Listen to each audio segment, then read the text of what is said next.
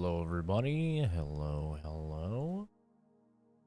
We are going to be doing the annual CZ Productions podcast. Now, the thing is, I have been terrible, absolutely terrible, about actually uploading these and, like, getting them up on the channel. I think it was last year it was 2 years ago, I had the brilliant idea. Because this was supposed to be a thing I do every year, where I have the CZ Productions podcast. At the end of the year, we sit down, and I just talk for a while about basically all of the games that I played throughout the year. I talk about my game of the year, so on and so forth, right? And I have just been terrible about getting it out.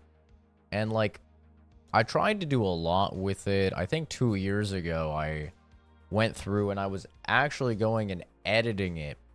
And, it was like an hour and a half, and I was editing in gameplay from all of the games that I was talking about. And it ended up just taking so long to edit all of that together because I had to sift through, all my streams and stuff to find my own gameplay of all the games. So I ended up taking forever to edit it, and I never ended up actually even uploading it, which was awful. So really, it's been quite a while since I've done this and uploaded it, but I'm going to keep it simple here. Like a normal podcast, it's just going to be me. I'm just going to be talking. And we're going to go through all of the games, like the big hitter games that I played in the year 2023. I'm going to give you guys my game of the year. And I think it'll be interesting since I reviewed so many games this year. I think it'll be interesting for me to give you guys my point of view and my opinions on games that I reviewed, so you can see kind of how those opinions have aged. Because, naturally when I do a review, it's my fresh impressions of the game after I just finished it, right? Most of the time I do a review, it's like within 12 hours of beating the game. So all of my thoughts and experiences on the game have had absolutely zero chance to marinate in any way, shape, or form. So it's all just kind of raw final impressions. And that's really what my reviews are at the end of the day, is raw final impressions of the game, right? So it should be interesting to look back a little bit and see how my thoughts have changed on games. So yeah, let's get right into it with January. Actually, for those people that don't like to watch very long, I'll start off with the big hitter, probably what people are most interested in, and that's what is my game of the year for 2023. Drum roll, please. My game of the year for 2023 is actually Lethal Company. I think Lethal Company is the best game that came out in 2023. I have had more fun in my 20 hours or so on Lethal Company than I have had in any game, and the hundreds, if not thousands of hours that I've played of games over the year 2023. It has been an absolute blast to play through Lethal Company with friends.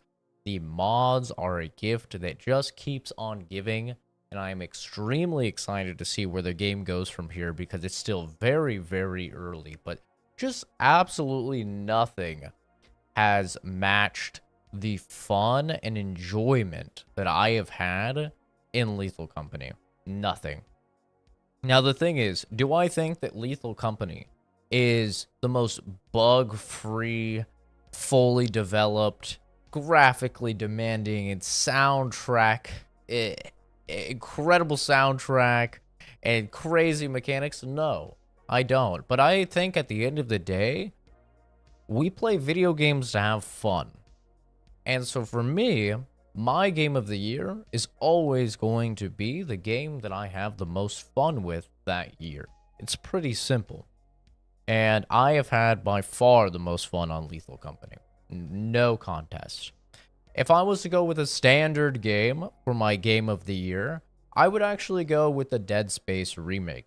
I think Dead Space Remake, which I'm about to touch on when I'm in the January releases, but Dead Space hit me extremely hard at the beginning of the year, and it sunk its teeth into me, and it never really stopped sinking its teeth in. Like, I was constantly thinking about Dead Space. Of course, I'm a massive Dead Space fan, but I was very scared when I was going into the Dead Space remake because I had absolutely no idea how they were going to do it. They were talking about how they were going to change things, and Isaac was going to have a voice now, and I was very worried going into it. But I'm happy to say that they delivered on all fronts, and I genuinely believe that the Dead Space remake is the best remake that's ever been produced. I think every single thing that they did is just an improvement on the standalone game. I think the only little gripe I had was that some of the kinesis does not hit as hard as like Dead Space 2 kinesis, and that's it, man. The game is so incredibly good. I think it's a better remake than Resident Evil 2. I think most people would say Resident Evil 2 Remake is the best remake ever, and I have some problems with Resident Evil 2 Remake, and I don't have really many problems at all with Dead Space Remake. That is my game of the year. If I had to give it to a game that's not a remake, and it's not Lethal Company, right?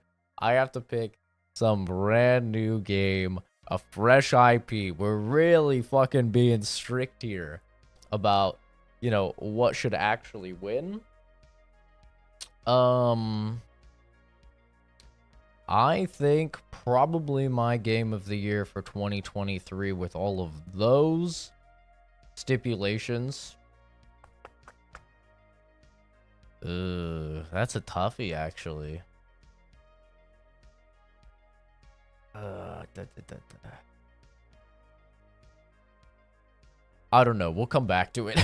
I don't know. Let's go through the games now, because I actually there's a few games I really do enjoy. I mean, Baldur's Gate, you know, was kind of the obvious, the go-to, but I actually think it would be Lies of P. I think Lies of P is my brand new, fresh IP, no remake, no anything. 2023, I think Lies of P is my favorite game that released this year. So for me, it would go Lethal Company. You could kind of think of it as a top 3, but really it's just kind of separate little delineations of game of the year. But really, for me, it would go Lethal Company for my game of the year, then the Dead Space remake, and then followed up by Lies of P. I think Lies of P is phenomenal. I think it's not only the best Souls-like that's ever been produced, but I also think it's significantly better than many of the Dark Souls games. However, on stream, sometime soon, I am planning on playing through all the Dark Souls games, so we'll see if that opinion changes at all after I go and I play through 1, 2, and 3, and Bloodborne and everything, but I'm pretty confident Lies of P is up there, man. It's really, really good. But let me turn off my heater. It's getting fucking hot. And let's get into the January releases. And I'll tell you guys my thoughts on them, as well as, you know, what I would now rate them looking back. Okay? And then, if you wanted to play a fun little game, you could go watch my reviews that I record, you know, right after beating them, and you could see how the reviews have changed over time. But let's get into it. January 25th. Hi-Fi Rush. Now, I actually didn't play this when it came out, unfortunately, but I did just play it a couple weeks ago. I didn't do a review on it, but I did play it on stream. I did give a little mini final impressions and stuff. For me, Hi-Fi Rush, I sucked at. I love the premise of the game. I love the aesthetic. I think the voice acting is great. I love all the mechanics. The problem is that I suck ass at the game, and that severely hampered my experience. So for me, this was probably like a 3 out of 10. Because I'm just bad at it, and so I didn't enjoy it. However, like, looking at the game objectively, and if you were really good at Hi-Fi Rush, I've seen the gameplay of people who are very good at it. I think this is probably easily like a 9 out of 10, possibly even pushing towards 10 out of 10. But for me, like, I'm just not good at it. And as a result, I just didn't enjoy it. I've got no rhythm. A white boy with no rhythm. Don't catch me on the dance floor, man. Next game that came out was actually the Dead Space remake. That was January 27th. You know, I talked about this already. I love this game. I absolutely love and adore the Dead Space remake. I think it's phenomenal. It looks great. The sound design is just as crazy good as the original, if not better. I enjoy all of the changes. I think probably the only thing I didn't really like that they changed is they kind of gave Isaac Clarke like a little bit of lore with unitology and why he doesn't like unitology that was not in the original trilogy. So I don't know, I felt a little iffy on that. A little bit iffy on the whole, like, his mom killed herself or whatever because of unitology. I wasn't the biggest fan of that. His parents are rich or whatever, and so, like, he's comes from, like, an influential family. I wasn't a big fan on those changes, personally, but that's about it, man. Dead Space, for me, I don't know what I rated it, but if I were to rate it now, even though there are aspects of Dead Space 2 that are better still than the Dead Space remake, I think the Dead Space remake is a 10 out of 10. If I were to rate it right now, I would give it a 10 out of 10. Personally, I think it is the best remake that's ever been made. I think it's actually very, very good. Moving on to February. Did we have anything in February? Oh, Hogwarts Legacy. That was February 10th. So, Hogwarts Legacy was a fun time for a while. And then the end sort of fizzled out, you know? It's sort of like Ron casting a spell.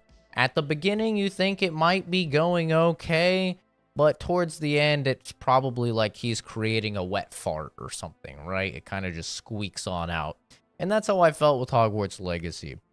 I felt like the beginning of the game was very, very strong. I mean, you're like in a fucking carriage, you're attacked by a dragon and shit. Shit's crazy, you know?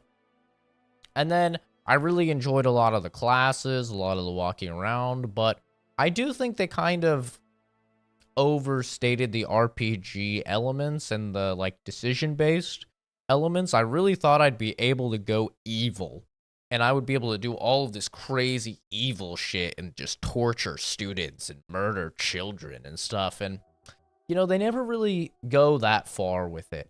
It's always just kind of surface level.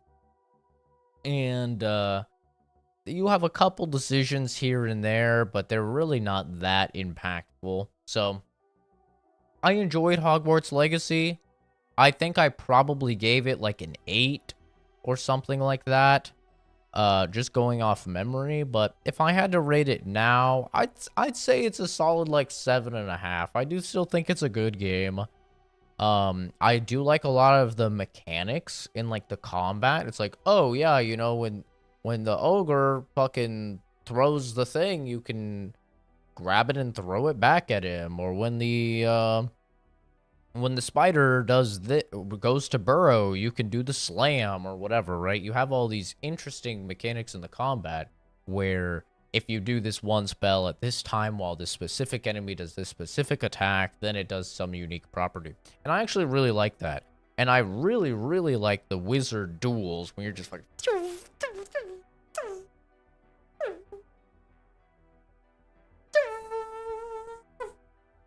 That shit's cool. I like that.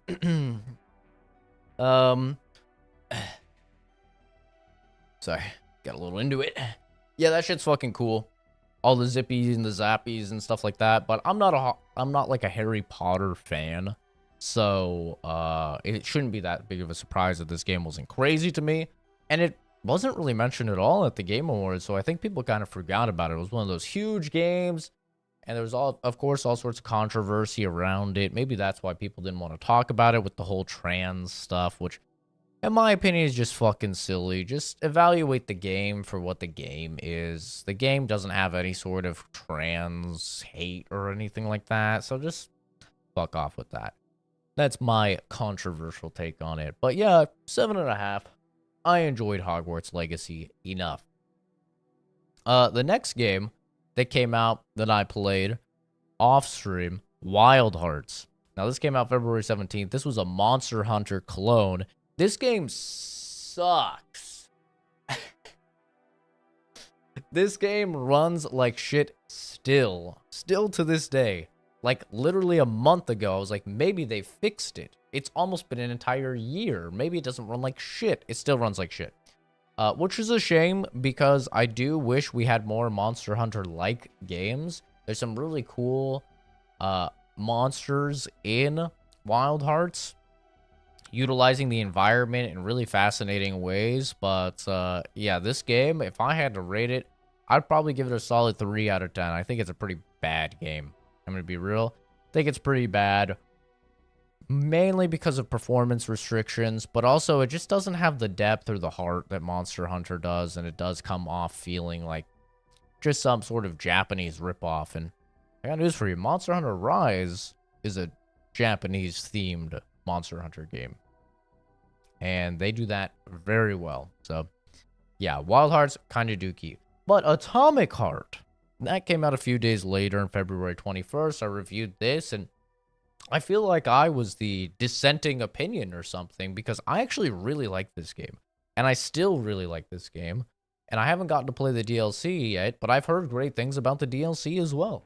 And no, I'm not just saying that because of hot robo mommies stepping on me. That's not why, but they are hot. I'll admit they are hot. But that's not why, god damn it.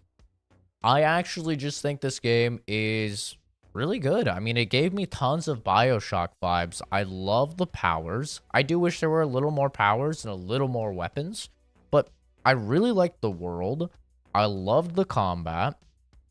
I actually enjoyed the puzzles and like the lab facilities that you go through. I thought that it didn't overstay its welcome. It was a nice length for a game, and I liked that the story was constantly throwing you curveballs, making you think, oh, okay, yeah, it's going to have this twist, and then it doesn't have this twist, and it has a different twist, and then another twist. And then even all the way up to the very fucking end of the game was still a big twist that I didn't see coming. So, yeah, overall, I actually really enjoyed my time with Atomic Heart. I want to say I gave it an 8, and I think it deserves an 8. I think it is a great game. It has a couple little, actually, I'd give it an 8.5. I would give it an 8.5. I would. Thinking about it, it ran great. It looked great. Yeah, I'd give it an 8.5. I think, yes, does the protagonist say a bunch of dumb shit all the time? Crispy critters. Yeah, he does. But if you look at the game as, like, not super serious, like a BioShock, but, part satire and part, like, kind of cheese, it's just a very fun game, man. I think it's really good, actually. I'd go 8.5 with it. I really enjoyed my time with it, and I do want to play the DLC. Sons of the Forest, that came out February 23rd. Now, of course, that was early access. It's, I think, coming fully out in, like, the next month or so. I had a lot of good times with this. Obviously, I played this with the boys on stream. I enjoyed it a lot. However, I don't really feel comfortable giving it a full rating till it's fully out, because it was missing a lot of boss fights and a lot. And from what I've seen, the game is, like, way different from when we played it on launch. So I did play it. I thoroughly enjoyed it. I did beat it, but yeah, I'm not going to review that. Let's move to March. Wolong Fallen Dynasty. Yeah, this game sucks cock. This game is fucking bad, dude. This game is like I honestly think this game is probably the second worst game of the year after Redfall. I think Redfall's obviously taken the cake for just biggest booty game of the year. But this game is fucking bad, brother. I would give this like a 2.5. It runs like shit. It stutters like crazy. It has graphics that look like they're from the PS3 era. The combat is not good. It's not satisfying at all. It's not hard either. It was sold as like a Souls-like, but it's not hard. I played about 4 hours of this game. It's fucking terrible. I've tried, once again, like Wild Hearts, to go back to it after, all these months and see if they fixed the performance. They haven't. Still dookie. Of course, I'm saying all this from a PC player's POV, Who knows? Console, it might be, you know, the second coming of Christ in terms of performance. But even with that, it still looks like a PS3 game and it controls like one as well. Not a fan. Dookie game, 2.5 out of 10. Absolutely did not like my time at all playing that game. Let's move on a little further to March 24th, where we had the Resident Evil 4 remake. Well, you know your boy's wearing the jacket.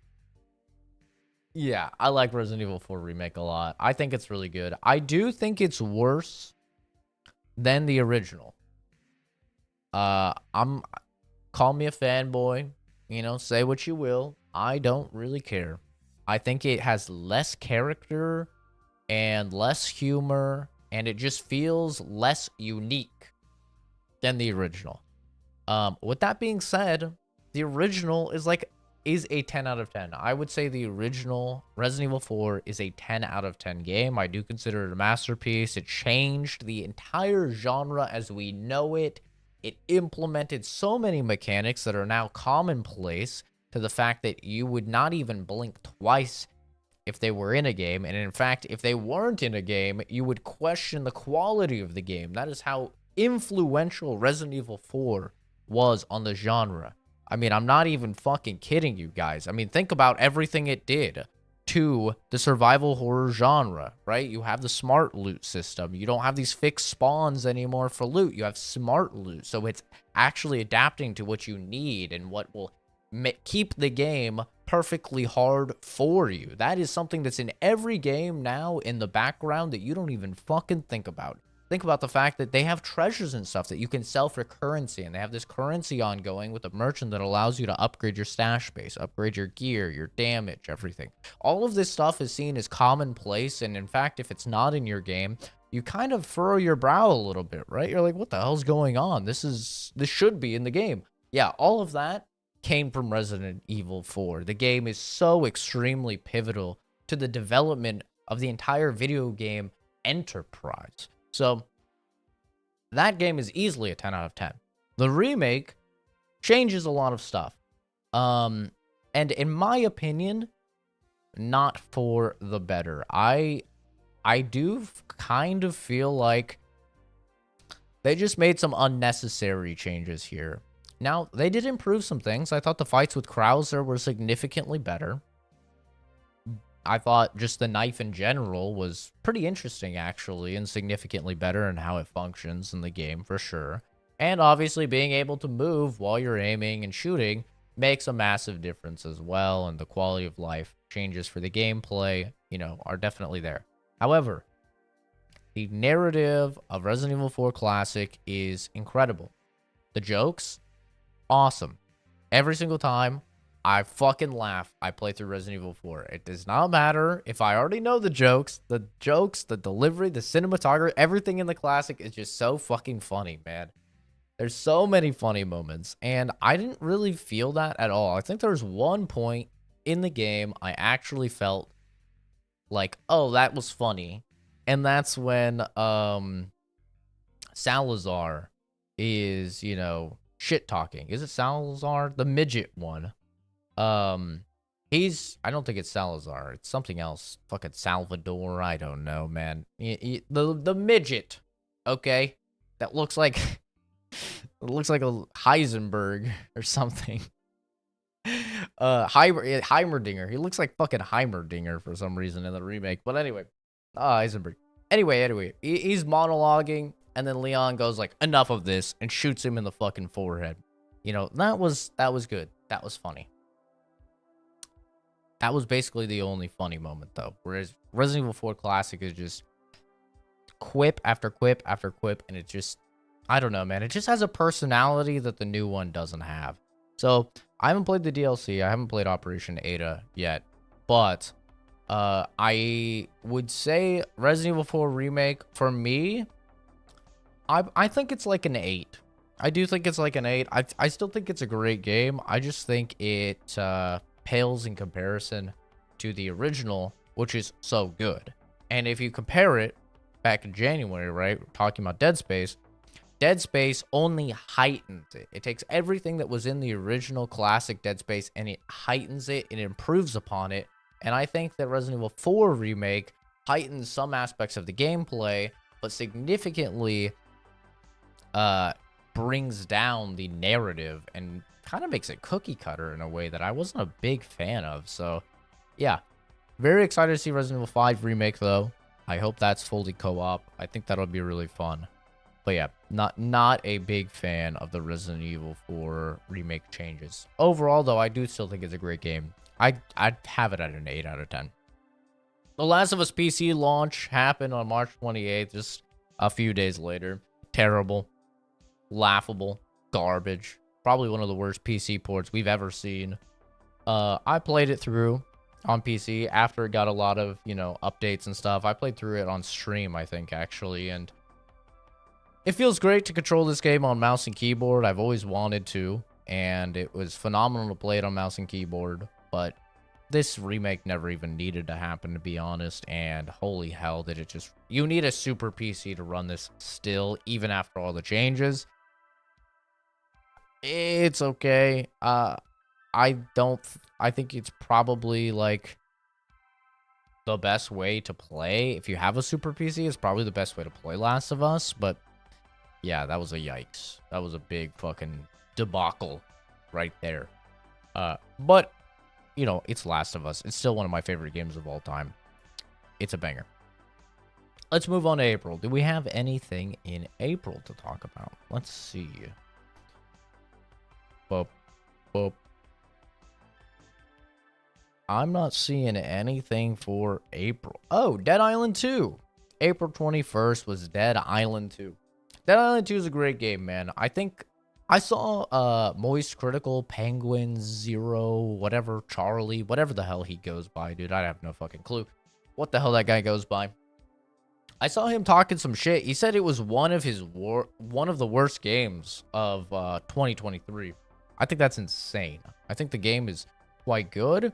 I actually really, really liked it for what it was. Of course, I love Dead Island 1, and that's not a good game. Let's all be real for a second. Dead Island 1 is a testament to you can like a game that is objectively not a good game. I love Dead Island 1. It's not a good game. And really, it never was. The graphics were always dated. The storyline was always generic and not very good. The voice acting was always horrible. The actual combat itself was always lackluster.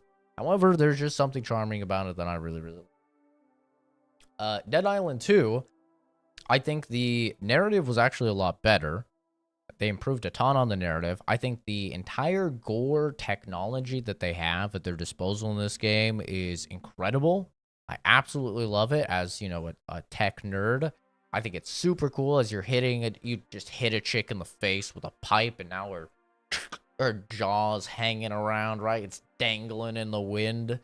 You fucking kneecap her, and her leg bone snaps out the side, pierces through her skin. That shit is super cool. I know I probably sound like a psychopath, but from a tech perspective, that stuff is super cool. The actual combat did not get boring at all for me. It was very satisfying. Probably my only complaints with the game were like lackluster loot, and it was a bit easy. Once you get past a certain point in the game, it's like, okay, now everything I'm getting is like the highest rarity of rarities, and like, some of the weapons are just not nearly as good. Like, I think it was the maiming weapons. Whatever guaranteed a crit when you hit them in the limb, that was like just the best by far. It was so good. The headhunter stuff was also good, but I thought that there was a good amount of diversity in the zombies, surprisingly so. I thought the combat was really, really good. Like, it's probably the best first-person melee combat I've played in a game. I actually think it's that good. It's very, very good, man. Super satisfying. I do think probably one of the only problems with the game was the lack of, like, build diversity. They kind of make it seem like your experience is going to be very wildly different depending on the character you play. And it's not. Their quips are different and stuff like that, but that's about it. They have, like, a little bit of uniqueness with their cards that they start with, and that's it. So, kind of prefer Dead Island 1 with the skill trees and actual different characters because that led to multiple playthroughs. But I think Dead Island 2 was an amazing time. I really enjoyed it. I thought it was the perfect length. I 100% it. I even went back and played through it again. I don't remember exactly what I gave it. I think I gave it a 9 out of 10, which, you know, was a little crazy to some people, especially when you hear people are saying it's one of the worst games of the year. But I stick by that, actually. I do think it's a 9 out of 10. I think it's an amazing game for what it is. If you liked Dead Island 1, you want more Dead Island, you want a looter, slasher, whatever you would call it, it's great. It's absolutely great. I have no problems with the game. It ran fantastic. It looks fantastic. The sound is good. The soundtrack is good. Yeah, really, really good. I stand by my 9. Let's talk about another controversial one, and one that did look great, but damn, it did not run great. Jedi Survivor. This came out April 28th. This game is so depressing, man. Talk about a bag fumbled. If this game ran well, this would probably be my game of the year. Actually, this would probably be my game of the year. I would give it a 10 out of 10. I think it is the best Star Wars game that's ever came out. I think the narrative is incredible. The voice acting is phenomenal. Of course, the soundtrack is a banger. Everything new that they do with the gameplay is fire. I really liked all of the locales and the planets. I loved every single thing about Jedi Survivor except the performance. And unfortunately, the performance is so glaringly bad, dude. It is so glaringly bad. It's like you're with a chick, you know, and she is just like everything you want in personality. Right? Just everything that you want in a personality. But she has the face of Momo. You know, you can see him running around back there. Just like she's just the ugliest human you've ever seen, to the point that it brings you to physical tears even looking at the travesty that is her genetic makeup. You know what I mean? That's what Jedi Survivor is like. It's so good. It's just everything you want in a fucking Star Wars game, but it's so ugly. And it's not ugly in the graphics way, because the graphics are great, but the performance is so bad. Oh, it's like watching a fucking PowerPoint, dude. And this is coming from a guy playing on a 3080 Ti. I mean, people play this thing on a 4090 and it runs like shit. It's crazy. It's probably the most heartbreaking game of 2023, to be honest. It is a travesty. Just a modern day tragedy.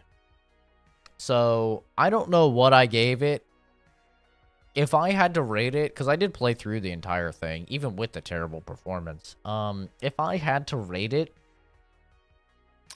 I have to give it like a fucking 3 out of 10. I have to, because the performance is that bad. But once again, if you play like in a magical world where they fix the performance, because it's still not fixed yet to this day, January 3rd, 2024. But if they fix the performance, or we get a remaster or something, right? The performance is fixed. I do think this is a 10 out of 10 game. I actually do. I think it is the best Star Wars game that we've ever received. But man, is it sad that they just pumped that thing out. And by the way, the console version is not better. So it's not just a PC problem. Let's go to yet another tragedy. But this one is really more of a comedy. We have Redfall. Redfall, May 2nd. This gets the award for me as the worst game I've played in a few years. This game is easily the worst of 2023. This game is fucking terrible, dude. It's so bad. It is laughably bad. Performance that's absolutely dog shit. Even on a 4090, we're looking at 20 FPS in some of the cities. Check. Extremely buggy to the point where quests and stuff won't even complete, hard locking you out of like progressing the narrative. Check. AI that's extremely glitchy and literally doesn't even work. Will just stand there staring at you when it's supposed to be attacking you. Check. Multiplayer that was not working and just kicking people out and disconnecting. Check. I mean, this game had it all, man. If you can think of a single bad thing that a game could have, it had it everything from apart from downloading a literal Trojan onto your PC that wipes the entire fucking OS, okay? And steals all your data and takes your credit cards to fucking Bangladesh or something, okay? It did everything that you don't want a game to do. This game is like dumpster fire, not in a good way either. So fucking bad. Just terrible. This game gets a 2 out of 10 for me. I think that's what I gave it. And the only reason it gets a 2 out of 10 instead of a 1 out of 10 is because it does actually boot up. It does boot up. It might crash, but it boots up. It is playable. And I use that term very graciously. Just absolutely awful. Really started off May with a stinky, poopy one. But luckily, you know, 10 days later, Zelda hits May 12th. Zelda, Tears of the Kingdom hit. And this was the first Zelda game I completed. This was a big deal for me. I've tried for years upon years to beat a Zelda game, but I just get so unbearably bored playing through them. Breath of the Wild held my attention for the longest. I got like 6 hours into that, but still ended up getting pretty bored with all of the mundane climbing. God, the climbing is so fucking boring in that game. Having to ride slow-ass horses everywhere. But then Tears of the Kingdom comes along and says, oh, why don't you make a fucking rocket ship to just ascend all the way, or literally use the ability ascend to just fly upward through rocks and shit. That is sick. Or why don't you just build a fucking car to drive where you need to go with rocket-powered engines? Why don't you just make a plane to fly across everything to get where you want? I just loved Tears of the Kingdom. I fucking love this game, dude. I still love this game. I think this game is so good. I still have the same issues with it. I still think the weapon degradation system is just awful. I hate that. I don't think it actually has a significant benefit to the player by existing at all. So I don't think it's improving the experience of the player as they're playing through the game. So not a fan of the weapon degradation. And I'm also not a fan of the combat. I mean, the combat is very basic, right? You have one combo with each of the weapons, one combo with the spear, one combo with the sword, one combo with the two-handed weapon, right? And then you have like a charge attack for each one. And that's it, right? You have a parry, it's just very basic, and then you have probably the coolest thing, which is the like perfect dodge into the flurry attack, which that's pretty cool. But very, very basic combat. It's probably my only gripe with it, but I think this game is 9.5 out of 10. I don't know what I gave it at the time. It has some gripes. Yeah, the performance on the Switch is pretty terrible, but I mean, the Switch is basically like a Game Boy Advance at this point, so like, what do you expect? Run it on some other things, wink, wink, nudge, nudge, and it looks great, and it runs great. Yeah, Tears of the Kingdom is phenomenal, dude. 9.5 out of 10. This is one of those games I wish, like, just had a little bit more, but so fun. And, like, just all the shrines, man, playing through the shrines and, like, seeing other people play through shrines, and they're doing it completely differently than you. So fun. Oh, my God. Tears of the Kingdom was great. Wonderful experience playing through that at the time of launch. And, you know, actually beat it. So, hallelujah. Move on to June now. We have Street Fighter 6. Now, I actually didn't do a review of this game, but at the time of recording this, I think I have about 80 hours in Street Fighter 6. I love Street Fighter 6. I think it is definitely the best fighting game to come out in quite a while. I'm not a hardcore fighting game guy, but I do play fighting games quite a bit. Never really on stream, though, but I always just find fighting games fun to play, like, split screen, you know, play them local play. Maybe dabble a little bit in online play, but mostly I'm a local play type of guy. And Street Fighter 6 is incredible, man. It's such a huge step up over what we got with Street Fighter 5 on launch.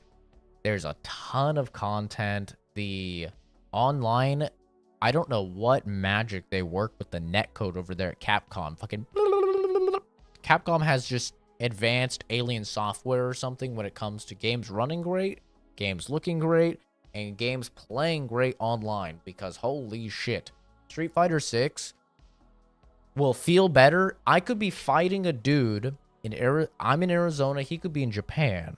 I could be fighting that guy. It would feel better than playing a dude in Oregon while I'm in Arizona on Mortal Kombat 1. I mean, the netcode is incredible, dude. So good. I don't know how the hell it works the way it does, but I love all of, like, the drive impact. I love the drive gauge, how that works with your EX moves. I love the cancels into the fucking drive rush. Dude, all the mechanics and stuff are so good in Street Fighter 6, and it's incredible, man. It's really, really good. I love Street Fighter 6. I didn't do a review on it, but if I were to give it a rating, I would actually give Street Fighter 6 a 10 out of 10. I think it is a perfect fighting game. I do. I said it. I fucking said it. I think it is a perfect fighting game. I think it's incredible. It's, yeah, easily the best fighting game that's came out this year, or for quite a while, to be honest. Then we actually had Diablo 4, a controversial one on June 6th. Okay, Diablo 4 is one of those games where the whole world loved it. They thought it was a little expensive, but the whole world loved this game for the span of 2 to 4 weeks.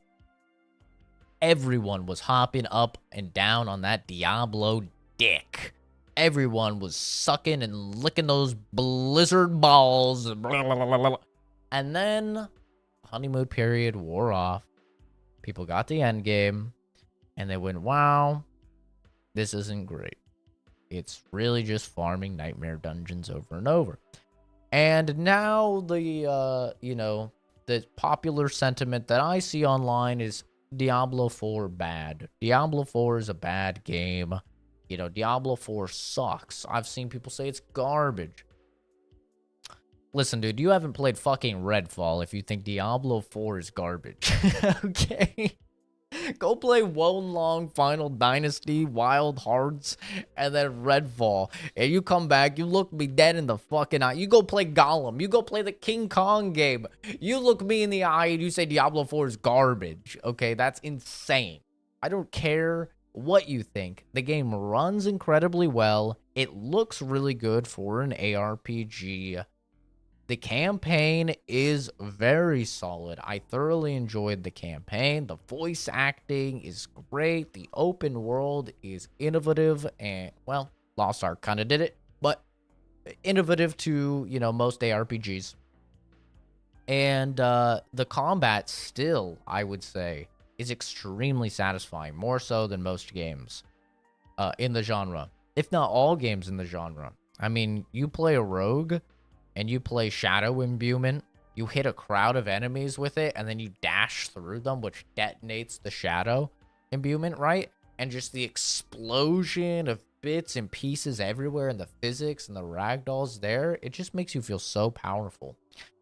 So kind of a controversial take, I guess, now, since people fucking hate Diablo 4, but I'm going to say Diablo 4 is still a great game. It's a great casual ARPG, and I'm also going to say this, it's only getting better. Every single season has been better. My main problem with the game was how long it took to hit level 100 and how repetitive that system is. Now they have several endgame bosses. They have increased the level up speed to level 100, like, by 300% since launch or something ridiculous. Like, it's way faster. They've reverted a lot of the changes that they did that were nerfing player power. Yeah, overall, I just only see dubs coming from the Diablo 4 development team. I think it's getting better and better. Now, will it be good enough to actually compete with Path of Exile 2 when that comes out? remains to be seen, to be honest with you. But I'm excited for Path of Exile too. I want to play that also. But Diablo 4, I don't know what I gave it in my review. I think I gave it like a 9. And bro, controversial L take, don't care. I think if you are a casual, if you're like me, okay, and you play an ARPG, and you play a new character, and you play a new build, and you play through the campaign, and then you know, start to delve into the side content, you start to delve into some of the seasonal content, and then you know, you really just, I typically stop playing ARPGs once I feel like I've hit like a good hour peak. So for me, it's like 80, like 80, 85. I've never gotten a character to 100 in Diablo 4, but I have hundreds of hours in Diablo 4 because I just make a new character and play through. I'm not like I'm a min-max or I get to level 100. I need to plus fucking perfect stat rolls on all my gear and I need to do all the uber bosses and stuff. That's not who I am. So for me, as like a more casual Diablo player, ARPG player, I think it's a 9 out of 10, dude. I do. I think the campaign is still great.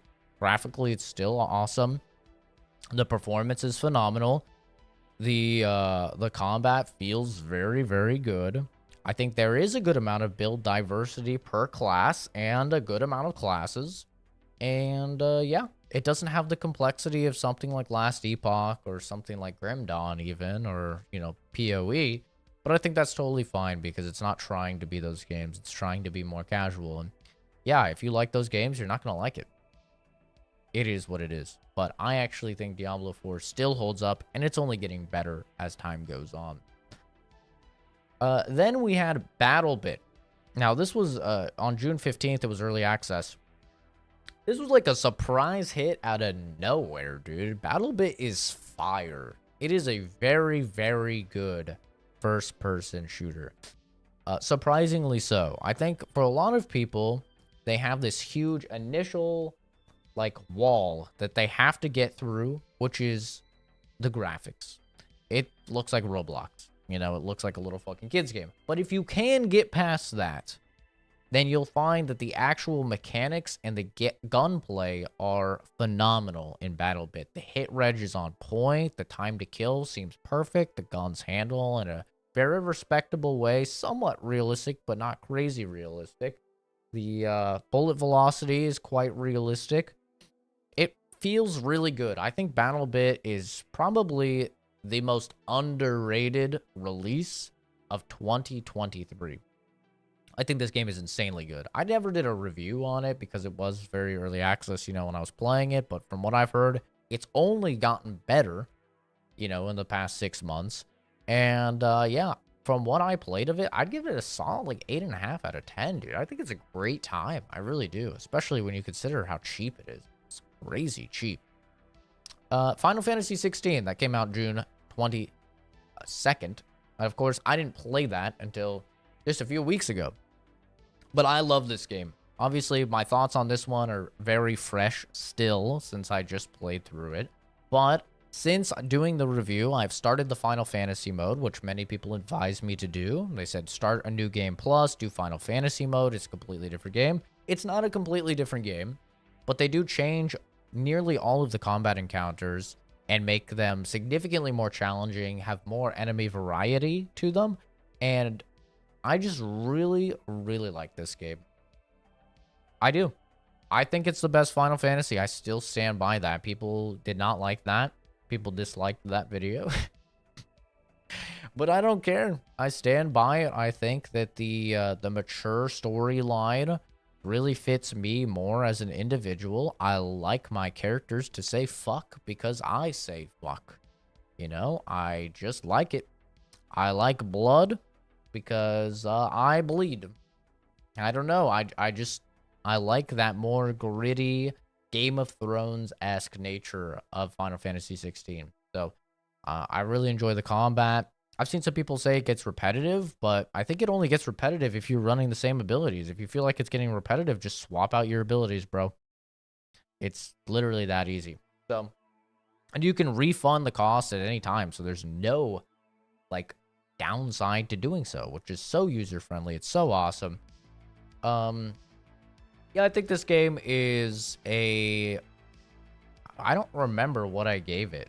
But now playing through Final Fantasy mode and liking it even more, I'm going to give it a 9 out of 10, man. Sorry, a lot of talking. My voice is running out. 9 out of 10. I think it's an amazing game, and I think it's the best Final Fantasy. I think in the review, maybe I gave it an 8.5. That sounds about right, because I think I gave Final Fantasy 7 and 8. I think I gave this an 8.5. After playing Final Fantasy mode and going in New Game Plus, I think it's a 9. I think it's really good. Side content, still very lackluster. Don't get me wrong. I'm not changing my opinion on that. Yikes. Let us move on. Anything in July?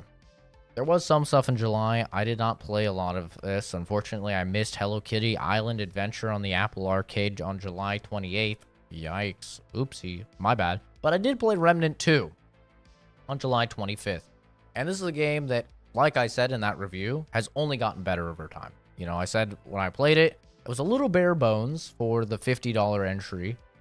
Or maybe it was $60 entry. I think it was $50. I said it was a little bare bones for me, a bit overpriced, but I did enjoy what was there, and I knew that they were just going to add content. They have since added a bunch of content, like I said, and I think the game is definitely better, like I said it would be. I think in that review, I gave it like a 7 out of 10. I said it was good. I'd say it's probably up to an 8 now. I think it's probably approaching the realm of great with the new DLC, the new classes, and stuff like that. I myself have not played the DLC, but my cousin has. He's been playing through it with his friend, and Josh has as well. And Josh is, you know, he's been saying good things about it. So, yeah, no surprise there. It's gotten better. I enjoyed my time with it, though. I didn't have any issues with it. Definitely not like a Game of the Year contender or anything. But speaking of Game of the Year contender, we get to August 3rd, and we have Baldur's Gate 3. Very controversial. Not really, but kind of. I don't think it's that controversial. I think my take on it was pretty controversial. I played it, obviously, day one launch, and I made the mistake of going evil-ish. I didn't go, like, Dark Urge evil, but I went evil, and I went with Minthara. And the problem with that is that she was just fucking bugged. She was completely bugged, and she was missing literally thousands of lines of dialogue. So that was sick. And that was my first playthrough, which was like 85, 90 hours. Basically gone down the fucking drain because one of the core characters I was building my entire game around was just bugged and missing a bunch of stuff. So obviously when I did the review, I was a little bit salty about that. You just wasted 90 hours of my fucking life. Not really, of course, because there's still a lot of good moments in Baldur's Gate, even if your companion isn't working. But I was a bit salty. I also found Act 3 of the game extremely buggy. And while I have not gone back to Baldur's Gate 3 since, and I'm probably not going to go back to it for a while because I want it to be, you know, cream of the crop, perfectly flawless next time I go through and devote that many hours to playing through the game again. I cannot deny the impact this game has had. You know, we talk about Resident Evil 4 Classic having an impact on the industry. Baldur's Gate 3, while not nearly to the same, you know, extent, has had a huge impact on the industry. There's no doubt about that. They have shown that you can have a game in early access for a long, long period of time, literally years, in order to get a product up to snuff. You can develop a product alongside your community in order to fine-tune it to get it to what your community wants. And they've most definitely shown the extent to which a player can have an impact on a narrative and feel as if they are the leaders of their own destiny in a game. And Baldur's Gate 3, still, to this day, I have played through for 90 hours on one playthrough. I played like 30 hours total on other playthroughs, at like 120 hours myself. And I've watched dozens and dozens of hours of other people's footage. And I'm still, all these months later, seeing new things and experiencing new things in the game. It is crazy the amount of content in this game. Absolutely mind-boggling. And your playthroughs can be so widely different from one another. Obviously, if you're not a fan of turn-based combat, which is pretty much the vast majority of people that are naysayers about Baldur's Gate 3, they just don't like turn-based combat, I understand the issues, but I made a video that got quite a bit of views where I was asking if the game was overrated. And at the time, I was pretty, fresh into a playthrough. I think it was like 30 hours in, 40 hours in, something like that. Just kind of getting into the middle of Act 2-ish. And I had issues with the game. Mainly with the tutorial. I thought the tutorial was rather lacking. It didn't explain a lot of the core fundamentals, and I got a lot of pushback on that. A lot of agreement, but also a lot of pushback. And I have to say, now that I understand all of the D&D lingo, not all of it, of course, but all of it that's in Baldur's Gate 3, I should say. Now that I understand all of that, I understand all the mechanics and how they intertwine with one another, a lot of my problems with the game have been remedied, and anything that hasn't been remedied has been remedied through mods. So, all in all, I said in that review, I have no doubt in my mind Baldur's Gate 3 will become a 9 or a 10 out of 10 game with due time. I don't think it's there yet. I think the game is still rather buggy from stuff that I've seen. However, I do think it's approaching that, most definitely. So, Baldur's Gate 3, kind of a controversial one, but I'm just sort of looking at the game as still in early access because they're still pumping out giant patches. So, do I think it deserves Game of the Year?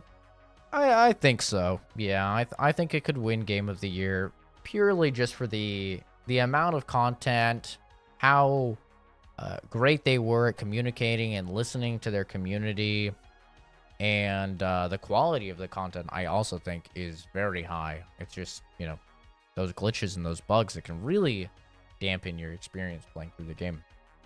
And now they've added a whole epilogue, which is a huge W because no spoilers or anything, but my God, the ending of my playthrough made me so fucking mad. It really did just feel like they threw away 90 hours of my life. I had basically zero closure. So it's good to see that that's fixed, but I'm still a little bit salty about that. Let's move on. What else do we have? Armored Core 6 on August 25th. This one, it pissed me off, but man, I did really, really enjoy it. I don't remember what I gave it at the time. Probably, I'd say I probably gave it like an 8 or an 8.5 or something like that. And that was probably a little bit lower than it deserved because I was raging consistently at the bosses. I mean, I died a fucking ton in the game. I do think it has huge difficulty curves, but they've actually nerfed a lot of the bosses now. 4 months later, they've nerfed a lot of the bosses that were big roadblocks for people. And not to the point of them being like trivial, but definitely not as huge of a difficulty spike as they were on launch when I played the game. So, overall, I still think very fondly about Armored Core 6. I do still want to do 2 more playthroughs. The New Game Plus, I did that off stream. Really cool. Really cool New Game Plus. It does actually change shit. You get new options and stuff. Very, very cool. New Game Plus. So my rating on it has actually improved. I'd say it's like a 9. If I gave it a 9 in the review, well, it's still a 9. I think it's an amazing game. It's really, really good. We're catching up, man. September 6th, we had Starfield.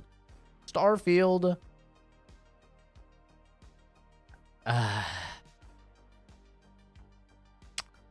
Starfield. This game is kind of just the gift that keeps on giving when it comes to like negativity. Like they have had so many fucking L's when it comes to their post-launch, telling people that they need to upgrade their PCs, telling people that that the game is perfectly fine and everyone else is wrong. Just some major L's, you know, like Bethesda usually takes. It should be no surprise to anybody by now. Bethesda's always taking these fucking L's. It's kind of crazy. But overall, I don't think my feelings have really changed on Starfield. I think probably my rating is a little lower, actually, because I'm talking to my cousin. He's playing through the game finally now. He couldn't play through it for a long time. He was getting a ton of bugs for some reason. And he's playing through it without mods, and he's just telling me all this shit. I'm like, yep, I got a mod for that. I got a mod for that. I got a mod for that. And it really just put it in perspective how fucking awful the game is without mods. Like, I think I had about 20 mods when I was playing the game, all quality of life. And I'm just hearing him talk about it, and I'm like, yep, I had a mod for that. I had a mod for that. But we shouldn't really be reviewing games based upon having the mods that fix the problem of the game, right? We should be reviewing the game based upon, you know, the actual game, no mods. And I think if you were to review Starfield as a game with no mods, I think it's probably like a 5 out of 10. I think I gave it a 7 out of 10 in my review, because with mods, I do think it was an enjoyable enough experience. But no mods, man, I think definitely like a 5 out of 10. And now even I would say with mods, my opinion on it has shifted down to like a 6 out of 10 to just above average. Because it's just not good, man. The combat is just not satisfying. There's no fucking build diversity at all in it. It's like just barely an RPG. The shipbuilding is the best part, but you have to do all this terrible grinding in order to get it. Like he was telling me, the challenges to unlock the perks. Something that I instantly got a mod to get rid of because I fucking hated the concept of. And how crazy grindy they are. Like, oh, you want to upgrade your license? We'll kill 15 ships. It's like, oh my god, dude, that sounds fucking terrible. So, yeah. Yikes. Starfield, L. I don't know why Diablo 4 gets so much hate and Starfield, like, it definitely gets hate, but it's not nearly as much. Diablo 4 is a much, much better game than Starfield. That's just how it is, man. Hate me or not, but don't really care. I'm just telling you how it be, man. So yeah, that's probably like a 5 out of 10 no mods. Then we come to September 19th. Lies of P. W. Absolute W. Very, very good. 1 second, I have to drink.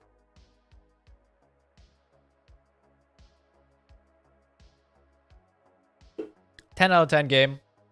My game of the year. For like a unique new game. My game of the year. Absolutely incredible. What do you want, Momo? Go away. Go on. Go lay down. Go lay down. Go. Silly doggy. Lies of P is not only the best Souls-like, but it is significantly better than many of FromSoft's actual Souls-likes. You know, that they've made themselves. Is it a Souls-like then? They're Sekiro Soulsborne games. I don't know. It's better than a lot of them. Lies of P is incredible. I tolerate 0 Lies of P slander. And if you have Lies of P slander, I'm going to assume it's a skill issue. Get good, skill issue. Moving on. Now, the game is great. The world's fantastic. The voice acting is great. The just aesthetic and graphics are just A1. And I'm not just saying that because it's like Bloodborne, okay? Even though I am, it's great. It's incredible. I love the combat. People complain about the lack of poise. I think that's a skill issue. Fucking mix and match your tops and your handles to get poise. I think poise just leads to... I'm going to say it. I think poise is bad for the game. I do. I think poise is... It just leads to brain dead, 0 skill playstyles in Dark Souls. Congratulations. You went and you got the fucking Onion Knight armor or the Havel armor in Dark Souls, And now you can just spam attack, and you have a giant shield, and you just spam attacks, and you take no damage, and you can't be interrupted. Congratulations. You've played the game at the easiest level and interacted with it the least. Congrats. That's what you really want out of your Dark Souls game. You don't want to be challenged. You don't want to have to learn and adapt to varied timings and combo attacks and mechanics in the actual boss fights themselves. You just want to go, boonga, boonga, boonga, I click, click, click, click, click. Nah. Skill issue, bro. It's just like fucking Bloodborne. Get good. Bloodborne doesn't have shield. It does, but it's like a meme shield. It doesn't do anything. Get good.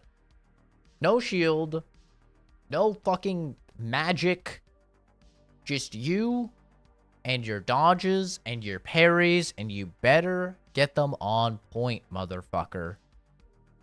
Lies of P is great. 10 out of 10 game. Game of the year. Third game of the year. Third game of the year. My conventional game of the year. There we go. That is my conventional game of the year. Mortal Kombat 1. I have a lot of time in this game. I have like 200 hours in Mortal Kombat 1. I really like it. I love playing as fucking Omni-Man. Beating the shit out of a dude. Going, think! And then holding his fucking body as it gets mangled by a train full of innocent civilians until just his head remains. I love it. However, it's nowhere near as good of a fighting game as Street Fighter 6. It's not. At all. The balance is fucking whack in the game. But because of the cameos and all of that, I think it does lead to a lot of varied and super fun gameplay. I've learned like 6 or 7 characters now, and all of them are just so fucking fun. I don't know. I don't know why. I just really like... I like doing big, long, crazy combos and taking fucking 40, 50% of the enemy's health. I like that. I think it's cool. You know, you don't really do that in Street Fighter. I mean, you can do that in Street Fighter, but they're not like long combos, you know? It's like, I'm Ryu, and I fucking heavy punch, heavy kick, and then drive rush. Heavy punch, heavy kick, drive rush. Heavy punch, heavy kick, micro step, you know, drive rush, heavy punch, heavy kick, Shoryuken into fucking level 3. You know, Metsu Shoryuken or whatever. And it's like, okay, yeah, I did 65, 70% of the dude's health. But it's not even close to as interesting as the combo structure in Mortal Kombat 1. But holy hell, the fucking netcode is so bad in Mortal Kombat 1. And there's no crossplay yet. So PC is just like fighting the same fucking turbo dweeb over and over and over and over. And it's just not very fun. Crossplay will help. And now they actually have a way to limit you from fighting Wi-Fi warriors, so that's nice. But yeah, Mortal Kombat, I think I gave it a 7. I still think it's a 7. It's a good game. It's enjoyable. I have a couple 100 hours in the game. But yeah, it's not as, let's be real, it's not as good, man. It's just not as good as Street Fighter. Even though I have way more time. What else do we have? Counter-Strike 2? September 27th? Does that even count? That doesn't even count. We're not even going to talk about that. I don't fucking count that. It's just it's just better graphics, bro.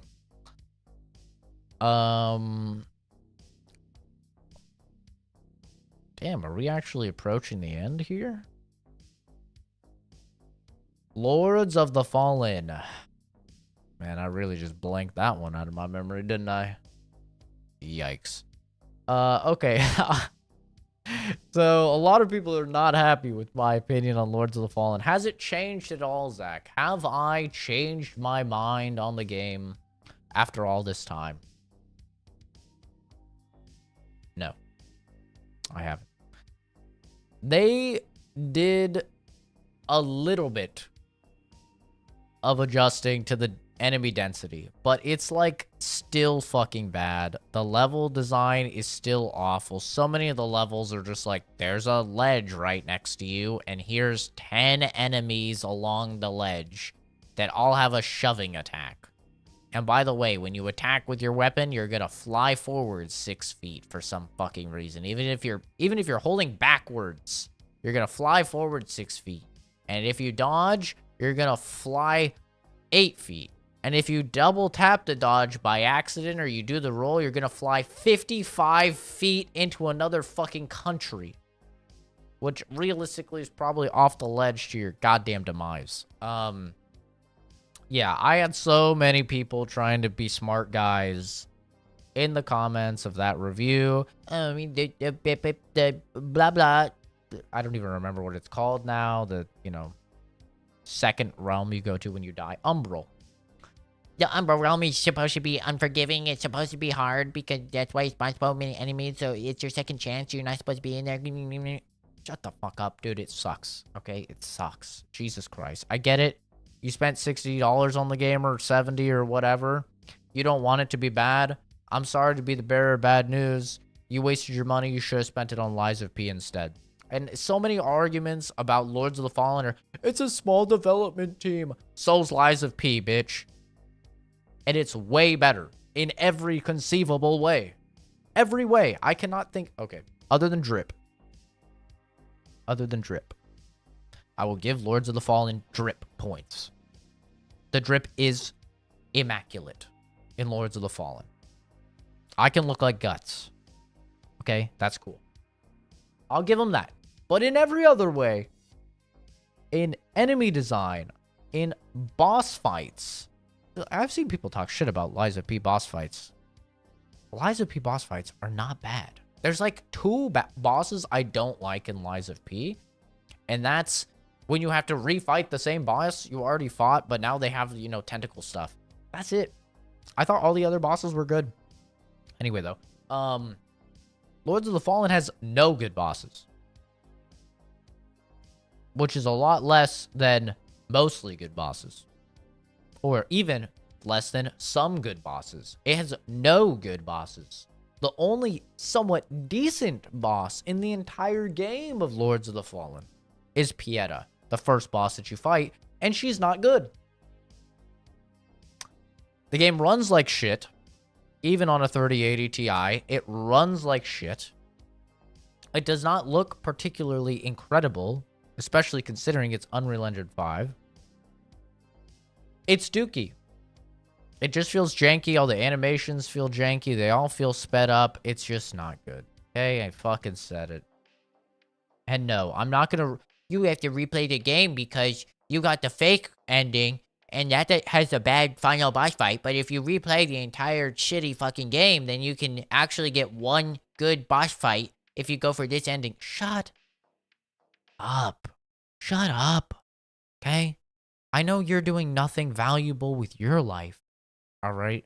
But unfortunately, I'm actually a productive member of society, and I'm not going to throw away what little free time I have to a fucking 4 out of 10 game. And by the way, yeah, I think it's a 4 out of 10. I think it's below average. Those are my updated thoughts on it. I said if you're playing it as like a normal gamer, it's probably like a 5 out of 10 or maybe a 6 out of 10. And if you're playing it, as like a Soulsborne fan, it's less. It's a 4 out of 10, dude. It's below average. It's not a good fucking game. Not taking that back. And I'm not sorry. Okay? Deal with it. Spider-Man 2, October 20th. All the Sony ponies really thought this should be Game of the Year. There's no way this game is Game of the Year. This game is not even top 5 games that have released this year. Not even top 5. Probably not even top 6. This is a 7 out of 10 game in its truest form. It is mid. It's not mid. It's a good game. It's a good game. Mid would be a 5. But it does not do enough new and interesting to be considered Spider-Man 2. Right? Spider-Man 2018, just so fresh, so new, so great, so exciting, so much content, so many villains, so many stories. Oh my god, so good. Miles Morales, not as good. Story a little messier, but you know, new character, new powers. Spider-Man 2, a lot of the same. A whole lot of the same from the last two games, man. And I think that's the problem. The side quests, dookie. Literally dookie. No, I don't want to help him fucking take pictures for his yearbook. I don't want to help Miles set up a fucking TV so little boy can ask out his boyfriend or whatever. No, bro. I don't want to play as a little deaf girl fucking tagging the side of buildings and going up and down elevators. No, the side quests suck ballsack. The main quest is good. Don't get me wrong, the main quest is fucking good. Kraven, fire. Venom, double fire. But that's not the whole game, you know? So yeah. I think it's a 7 out of 10. It's a good game. It is a good game. It looks good. It sounds good. But yeah, it's just... Come on. Come on. Snap back to reality, Sony ponies. Final Fantasy 16 is a better game. If Sony ponies want to be championing a game, they should be championing Final Fantasy 16. It's a better game than fucking Spider-Man. More content, way more content than Spider-Man 2. Higher production, like fucking boss fights and shit. The boss fights go so hard in Final Fantasy 16. It's insane. Graphically, it looks better. Doesn't run better. I'll give it that. Yeah. Final Fantasy 16, way better. Alan Wake 2, October 27th. This was a lot of people's game of the year, surprisingly so. A very good game, you know. I had my problems with the ending. Now New Game Plus is out, which does add to the ending, and my opinion on it has improved. I don't remember exactly what I gave it. I think I gave it an 8. I would give it now probably like... Oh man, I hate to be this guy, dude. I hate to be this guy. Normally I'm not this guy. But I'd have to go like 8.75. 8.8. Like it's like so close to a 9, dude.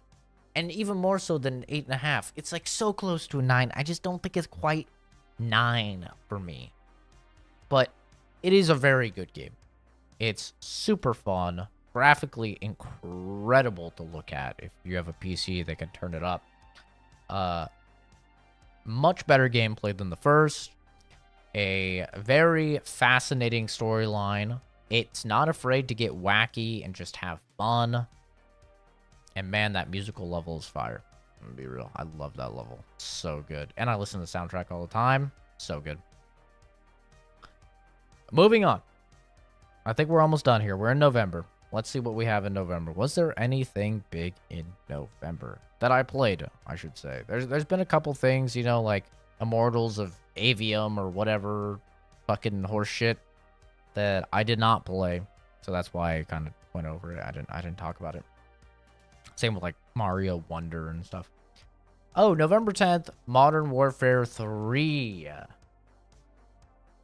I've played this. I've put in probably like 80 or 90 hours. I like the new zombies. I am a fan.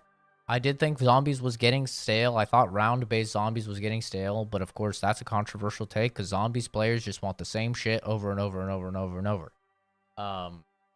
But they did something new.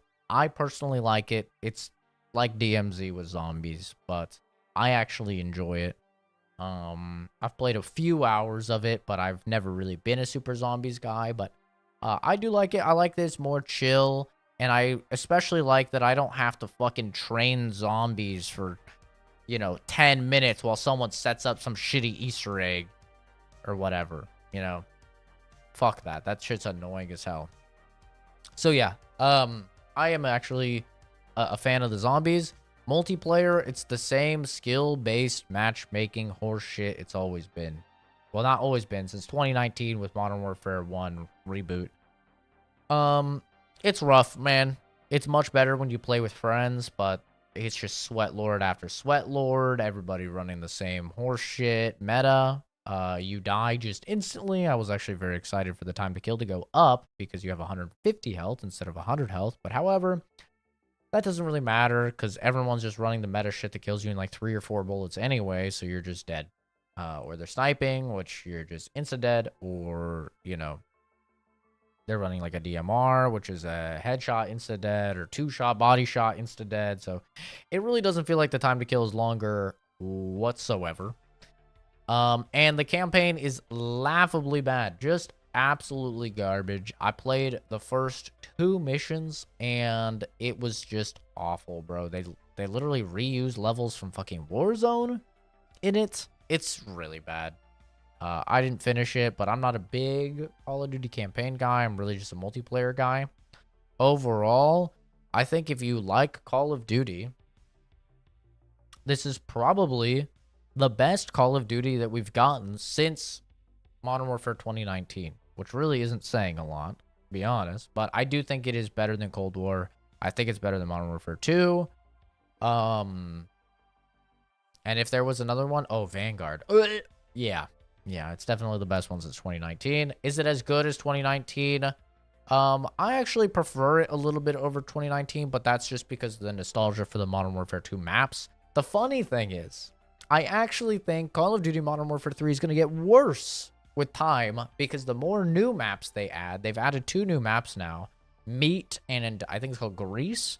Both of those maps suck cock. They're terrible. Grease is like you walk one way and there's every 3 steps you take, you can be seen from the left, you could be seen from the right. It's so annoying. People can hide in water and shit. It's a terrible map. And then Meat is the epitome of COD brain, where it is spawn, die, spawn, die, spawn, die. And I will never understand what is wrong with Call of Duty players and their fucking double-digit IQ to where they actually enjoy Shipment, Rust, or now this map Meat, like any of these super small maps with like 12 people. It's just fucking terrible. I have no idea why these people like it. It's literally just spawn, die, spawn, die, spawn, die, spawn, die, spawn, die, spawn, kill, die, spawn, kill, maybe, die. And everybody's trying to be that one guy that gets the streak going. But even when you get the streak going, it dies in a second because all the streaks suck cock in Modern Warfare 3. You can put on an LMG that has incendiary ammo, and you can kill the strongest streaks in the entire game in like 40 bullets, which comes down to like 2.5 seconds. Oh, that's a nice, 16 kill streak you just got or whatever. Bro calls in this fucking massive helicopter. It's supposed to rain down death. One dude with an LMG fucking... Oh, the streak's fucking down the helicopter. It sucks, bro. It sucks. It's actual dookie. All the streaks are pretty booty in the game. Yeah. I don't understand COD players. So I actually think, funny enough, this game will get worse as time goes on. And more of the Modern Warfare 2 original maps are harder to play. I think the game is going to get worse. But off launch, or actually I'm rating them based off now. So I would say it's like a 6 out of 10. It's like above average, for a multiplayer shooter. I think it's a bit above average. But that's not saying a lot. There's a lot of really bad shooters. Let's move on. We're almost to the end of the fucking stream and the end of the year.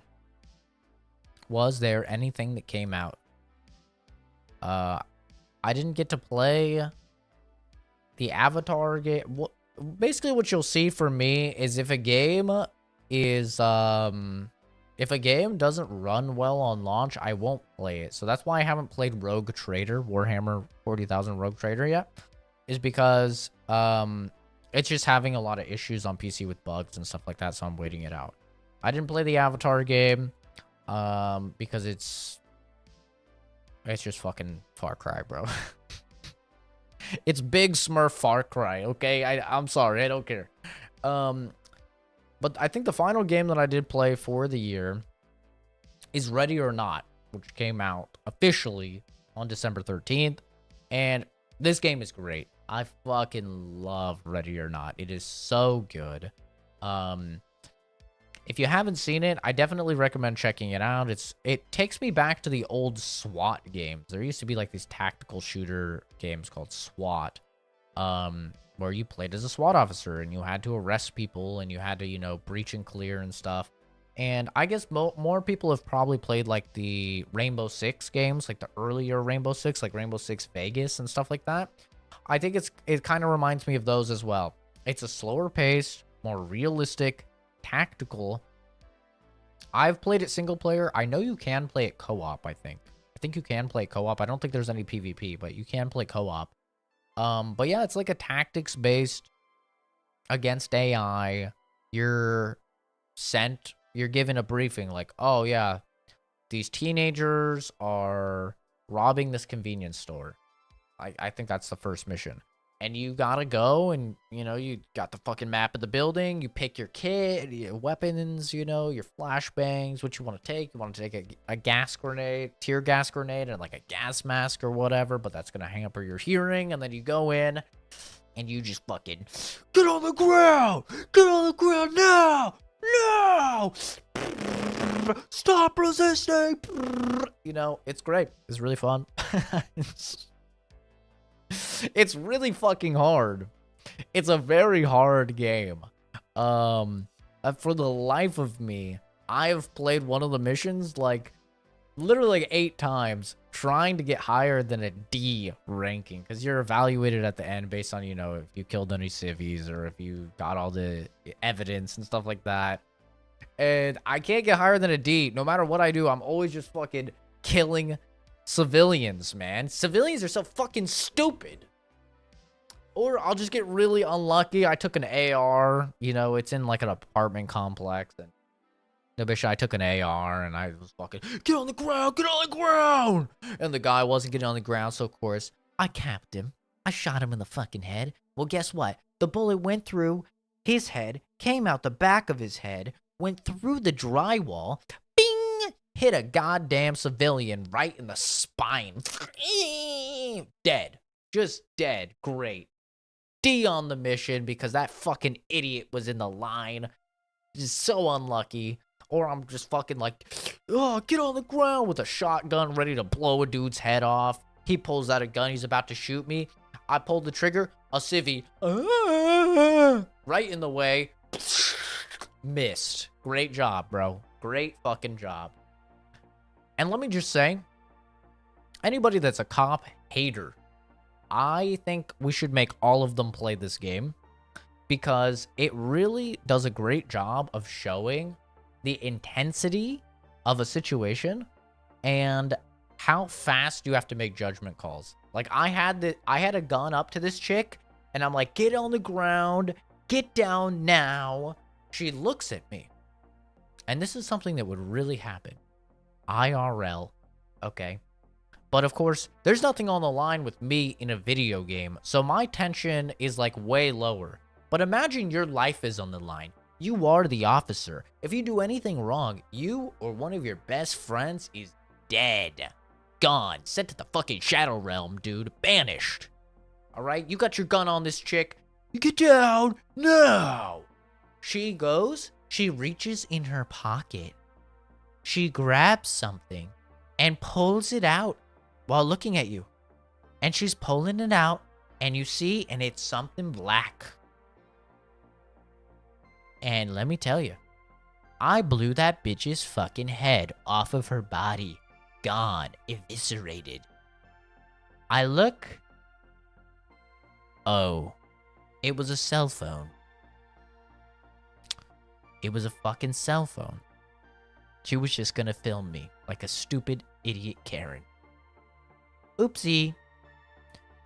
Yikes. That's a one-way trip to fucking PTSD City. Yeah, Ready or Not's great. Just have those people play that game. They'll understand why shit happens, you know. And I'm not saying, you know, all cops are good or whatever. That would be a fucking idiotic statement. Alright, I'm just saying tensions run high, and sometimes you blow Karen's fucking head off because she's an idiot trying to go viral on Instagram or whatever, right? So, you know, Ready or Not, very, very good game. I've had zero issues with it. So I think if this game is your cup of tea, I think it's probably like a 10 out of 10. It's really good. I think, actually, I'd say that the AI is a little too good. Like, sometimes the 180 snap onto you, you know, and just, like, absolutely gun you down. So I'd say it's probably like a 9 out of 10. It's an amazing game, though. A truly unique experience that we don't see very often. And that's it for all the games that released in 2023 that I played in 2023 and played enough of to, you know, give you my thoughts on it. Overall, I think that most of my initial impressions, like when I did the reviews for games, have not changed by much. And I think this is going to be a fun thing to try and do every single year, is to kind of try and go through and talk about all the games that we played and, you know, give my thoughts on, do I think that this game has improved? Do I think it's gotten worse? Like in the case of Call of Duty, do I think it's gotten worse and gonna get worse? Which hopefully is a rare occurrence. I would hope that things are usually getting better over time. But also then we could probably have, you know, some cyberpunk situations where a game might release bad and then it gets significantly better.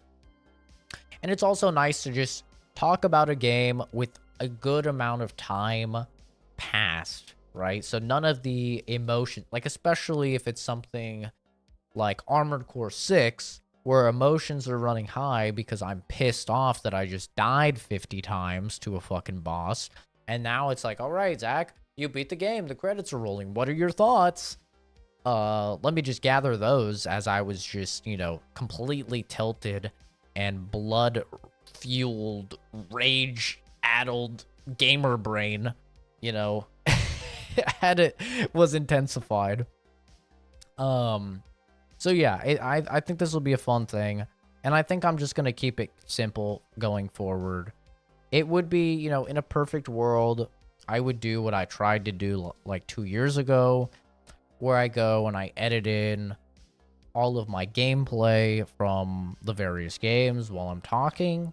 But I think, you know, in typical podcast nature, are you actually staring at Joe Rogan's face? You know, probably not, right? Nobody's staring at that big bald head of his. Nah, they're just fucking listening to it while they're driving or whatever. So, yeah, I think I'm just going to keep it simple going forward and just sit here and talk to you guys for, you know, an hour and a half about all the games and my updated thoughts on them. But those are my thoughts on the games of 2023. A very, very good year for gaming, I would say. Probably one of the best. I would say 2023 is the best year in gaming since 2018. 2018 was like crazy. There were so many fucking good games in 2018 that it was a little ludicrous. But I think this is probably the best year since then for gaming. There's so many bangers.